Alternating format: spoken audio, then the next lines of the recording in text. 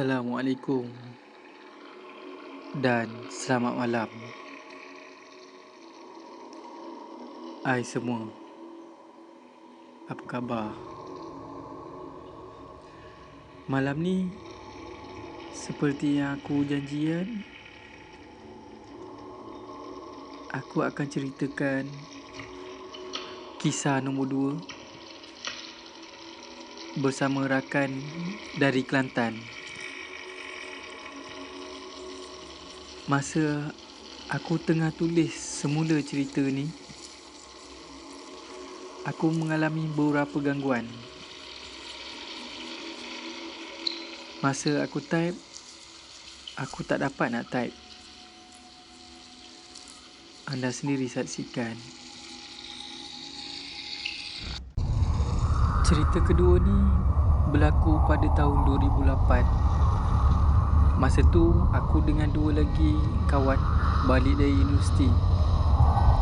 Lebih kurang pukul 11 malam, kami pun bergerak balik ke Melaka. Kami naik 2 motor,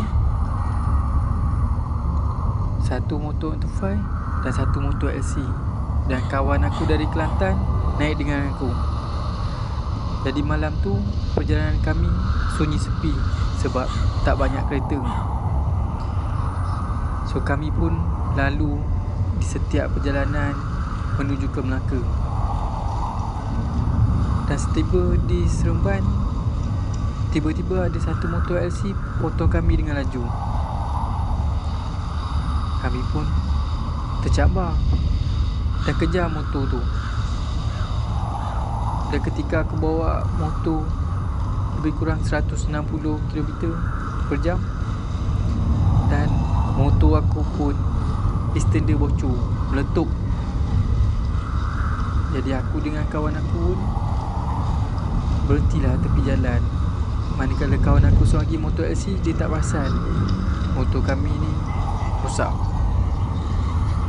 Jadi kami teruskan perjalanan dengan ada yang bantu kami. Tolak motor sampailah ke arena Senawang. Dan sampai kat situ, kawan aku yang motor LC tu pun tunda motor kami untuk balik ke rumah. Dan lebih kurang pukul 1:30 pagi, kami pun sampai ke rumah. Dan kawan aku yang motor LC tu kata dia nak balik rumah. Rumah dia lebih kurang 30 ke 40 minit dari rumah aku. Dia pun minta aku dengan kawan aku ni teman dia balik rumah. Jadi aku pun pinjam motor ayah aku, EX5. Jadi kami teruskan perjalanan. Aku beritahu dekat kawan aku penat sangat. Jadi aku duduk belakang dan kawan aku dari Kelantan bawa motor tu. Aku tahu jalan tu macam mana, sebab aku dari kecil memang guna jalan tu. Aku balik tolong niaga, dan aku tahu jalan tu macam mana. Jadi pukul 1.45 pagi kami bergerak untuk menuju ke jalan ni. Memang jalannya sunyi sepi, memang tak ada langsung kenderaan, dengan keadaan lampu yang kejap ada, kejap tak ada. Jadi kami pun menuju ke satu tempat yang dikenali sebagai Ramuan Cina Besar. Dan tiba dekat situ, kawan aku kata aku ada jalan shortcut nak balik ke rumah. Jadi kami pun guna jalan kampung Sungai Jernih.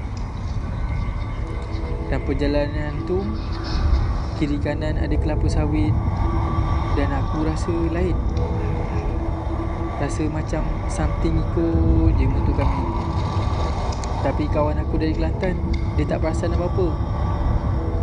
Dia bawa je motor. Dan aku pun sampailah ke rumah kawan aku. Kemudian kami nak patah balik ke rumah kami.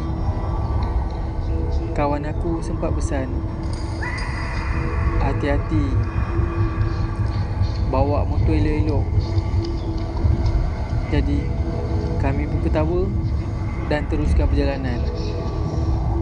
Aku tahu jalan-jalan ni macam mana. Sepanjang bawa motor tu, kawan aku diam je. Dia tak bercakap apa pun. Tapi aku boleh rasa dia pun mesti rasa takut macam aku rasa. So kita orang teruskan perjalanan, meredah satu persatu selekor, satu persatu hutan, satu persatu jalan gelap. Tak ada orang langsung. Lebih kurang pukul 2:30 pagi masa tu. Kami teruskan perjalanan. Kami melepasi satu persatu bukit. Aku boleh rasa ada someone lagi. Memang rasa lain. Aku boleh rasa bulu roma aku meremang. Aku rasa telinga aku panas. Dan aku tak beritahu apa dekat kawan aku. Dan kami teruskan perjalanan. Kami melepasi Berisu. Satu persatu jalan kami lepasi. Kami lepas selekor yang paling bahaya dekat Berisu. Kami teruskan lagi perjalanan. Perlahan-lahan kami sampai. Dan bila kami sampai bukit ni, aku rasa someone betul-betul dekat belakang aku. Aku rasa macam ada orang bisik kat telinga aku. Aku pegang kawan aku kuat-kuat. Baru nak naik bukit tu sikit, motor pun mati. Enjin motor kami mati. Kawan aku tak tahu nak buat apa. Dia boleh rasa seram sejuk. Aku rasa macam ada orang pegang baju aku dekat belakang. Aku nak pusing, memang aku tak berani. Kawan aku start balik motor dan cuba naik balik bukit gear 1. Tak dapat naik motor tu. Aku terlalu stres. Aku turun daripada motor. Aku beritahu dekat kawan aku, kau bawa motor naik atas, aku jalan kaki. Dan aku turun dari motor, dan aku nampak kepulan asap duduk belakang motor kawan aku. Ya Allah, aku masa tu tak tahu aku buat apa. Aku biar kawan aku bawa something naik ke atas. Mulut aku terdiam. Aku tak boleh nak bercakap apa-apa. Aku berjalan kaki dan sekitar belakang aku semua aku dengar bunyi. Aku naik bukit tu seseorang. Tak ada lampu, tak ada apa-apa cahaya, tak ada kenderaan. Aku naik dan aku nampak benda tu macam pusing ke arah aku. Aku dalam hati dah berbisik-bisik. Aku cuba selawat. Ya Allah, berpeluh aku masa tu. Kawan aku tak tahu apa-apa pun apa yang berlaku kat belakang. Sampai satu bukit yang selekor tu, benda tu pun turun. Dan aku lari daripada atas bukit tu, naik motor kawan aku cepat. Dan aku suruh dia bawa motor dah laju. Ya Allah, berdebar-debar hati aku. Kami bawa memang laju waktu tu, hanya fikir nak sampai. Dan kawan aku sampai ke sudah tak tahu apa yang naik belakang motor dia. Sampai je rumah, basuh kaki cepat-cepat, dan kawan aku muka memang pucat. Dia nak cakap sesuatu tapi tak terkata. Mak aku pun tanya, kenapa? Kami tak jawab apa-apa. Lalu kami pun terus masuk ke dalam rumah.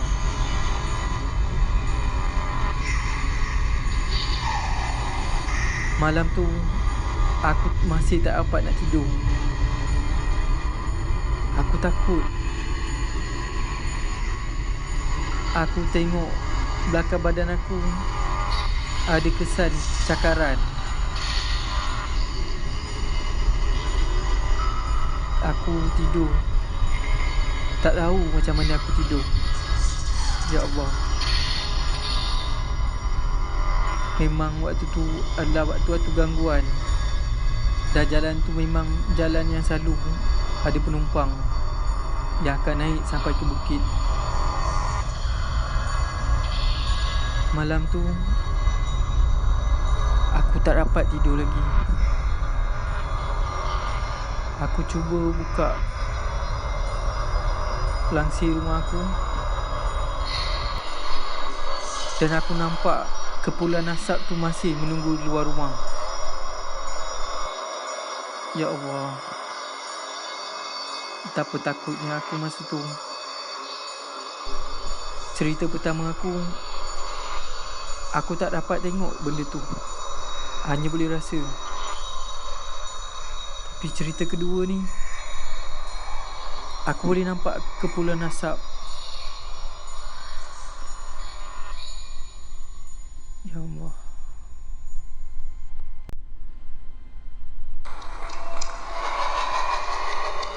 Aku tengok balik langsir rumah aku tu.